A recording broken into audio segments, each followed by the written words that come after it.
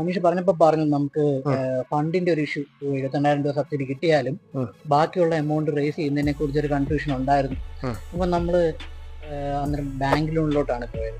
അപ്പൊ bank loan എടുത്ത ആ കൺവീനിയൻസ് എങ്ങനെ ഉണ്ടായിരുന്നു, അതെങ്ങനെയാണ് ഹെൽപ്പ് ചെയ്തത് നമ്മളെ? ഓക്കെ, ആക്ച്വലി ബാങ്ക് ലോൺ ഉള്ളത് കൊണ്ടാണ് ഞാൻ ഇപ്പോൾ തന്നെ വെരി ഇമ്മീഡിയറ്റ് ആയിട്ട് ഇത് വെക്കാമെന്ന് പ്ലാൻ ചെയ്തത്. കാരണം ബാങ്ക് ലോൺ അന്വേഷിച്ചപ്പം അപ്രോക്സിമേറ്റ്ലി നിങ്ങൾ തന്ന റേറ്റിന്റെ 90% ബാങ്ക് ലോൺ കിട്ടുമെന്ന് പറഞ്ഞു.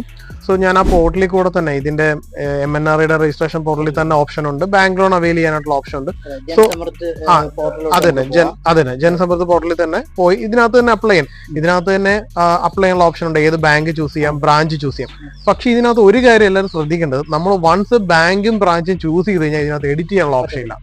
അതാണ് ആകെയുള്ള ഒരു നെഗറ്റീവ് ആ പോർട്ടലിൽ സംബന്ധിച്ച്. അതായത് നമ്മൾ തെറ്റി വേറെ വല്ല ബ്രാഞ്ചോ വേറെ വല്ല ബാങ്കോ നമുക്ക് പരിചയമില്ലാതെ വേറെ ബാങ്ക് ചൂസ് ചെയ്ത് കഴിഞ്ഞാൽ ഈ പ്രശ്നം വരും.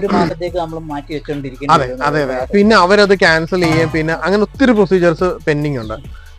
ഞാൻ ഓപ്റ്റ് ചെയ്തത് പഞ്ചാബ് നാഷണൽ ബാങ്ക് ആയിരുന്നു, ഇവിടെ 12 ബ്രാഞ്ച് ആയിരുന്നു. ദെൻ അവർ ചെന്നപ്പോൾ അവർ 90% അവര് ഇത് ലോൺ തരാമെന്ന് പറഞ്ഞു. ഇതിനകത്ത് ലോൺ കിട്ടുക എന്ന് പറയുന്നത് ഭയങ്കര എളുപ്പമുള്ള ഒരു പ്രൊസീജിയറാണ്. കാരണം 3 കിലോവാട്ട് ചെയ്യുവാണെങ്കിൽ ഒരു അഡ്വാൻറ്റേജ് എന്ന് പറഞ്ഞാൽ 7% മാത്രമേ ഇൻട്രസ്റ്റ് വരുന്നുള്ളൂ. അത് കാൽക്കുലേറ്റ് ചെയ്യുമ്പോൾ എനിക്കിപ്പോൾ പെർ മന്ത് EMI എന്ന് പറയുന്നത് 2,311 രൂപ എങ്ങാണ്ടാണ് പെർ മന്ത് EMI വരുന്നുള്ളൂ. അതായത് നമ്മുടെ കറണ്ട് ബില്ലിനെക്കാട്ടി കുറവാണ് എനിക്ക് പെർ മന്ത് EMI വരുന്നത്. എനിക്ക് വേറെ ഒരു എക്സ്പെൻസും ഇല്ല. ഞാൻ KCBക്ക് കൊടുത്തോണ്ടിരുന്നത് ഇവർക്ക് കൊടുക്കാന്നുള്ള മാത്രമേ ഉള്ളൂ. ബാങ്ക് ലോണിനായിട്ട് അടയ്ക്കുക 5. അതും ഒരു അഡ്വാൻറ്റേജ് എന്താണെന്ന് വെച്ച് കഴിഞ്ഞാൽ 10 കൊല്ലത്തേക്കാണ് ബാങ്ക് ലോൺ തരുന്നത്. അതായത് ഈ 2,311 രൂപ എനിക്ക് 2 ലക്ഷം രൂപയാണ് ബാങ്ക് ലോൺ കിട്ടിയത്. ഈ 2 ലക്ഷം രൂപ എന്ന് പറയുന്നത് എന്റെ ടെന്യൂർ എന്ന് പറയുന്നത് 10 കൊല്ലമാണ്. ഈ 10 കൊല്ലത്തേക്കാണ് ഈ നമുക്ക് അടച്ചു തീർത്താൽ മതി. മന്ത്ലി 2,311 രൂപ, അതായത് 7% ഫ്ലാറ്റ് ഇൻട്രസ്റ്റ് റേറ്റ് വെച്ച് കൂട്ടുമ്പോൾ അങ്ങനെയാണ് വരുന്നത്. ഡിമിനിഷിംഗ് ആണ്, അതെ, ഫ്ലോട്ടിംഗ് ആണ് വരുന്നത്.